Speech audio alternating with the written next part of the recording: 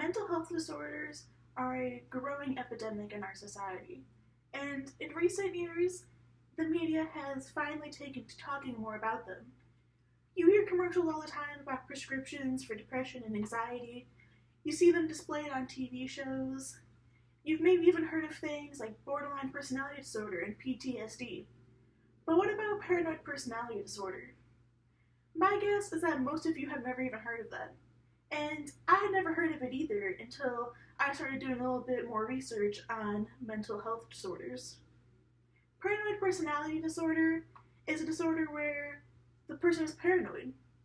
Seems simple enough, just like it sounds, but this is actually very detrimental to the person that has it. It means that they can't form close relationships in their life.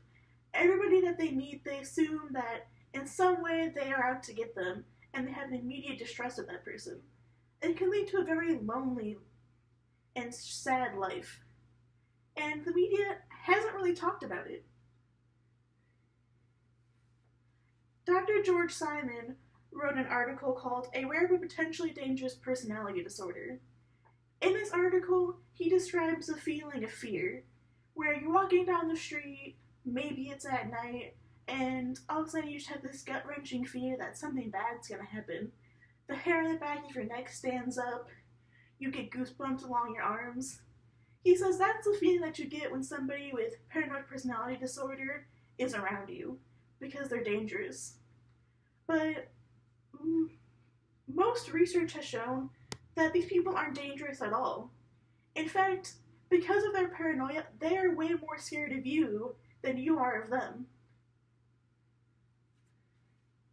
Ulrich Kim, in Controversy Surrounding the Classification of Personality Disorders, talked about the fact that they're still not even sure if paranoid personality disorder should be a disorder.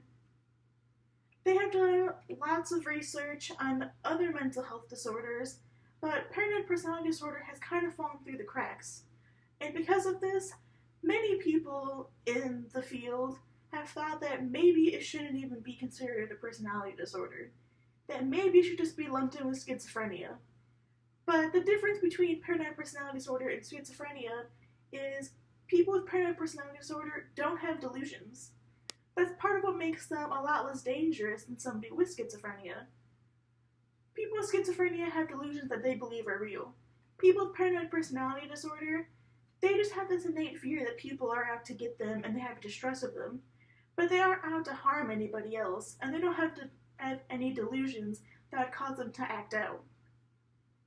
This is in great contrast with what the media has portrayed paranoid personality disorder to be. In the past, they have never come right out and said that paranoid personality disorder was a thing, but in many TV shows, you see people who are paranoid after doing drugs and other substances, and it gives a bad rap to people who actually have paranoia. Paranoia does not come solely from doing drugs. Actually, lots of other mental health disorders have paranoia as one of their symptoms. People who have anxiety can also be paranoid. David Bernstein, in A Paranoid Personality Disorder, talks heavily about how important it is to do more research on this topic. Because it hasn't been researched very heavily, people don't know about it and it's not out there in the media. And this affects many young men in our society today. People ages 17 to 25 are the first to start showing symptoms, and it is more common in men than it is in women.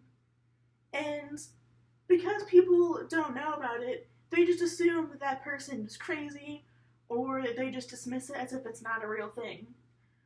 But having this be more prevalent in the media will help people know that this disorder is real and help spread the awareness about something that isn't very talked about.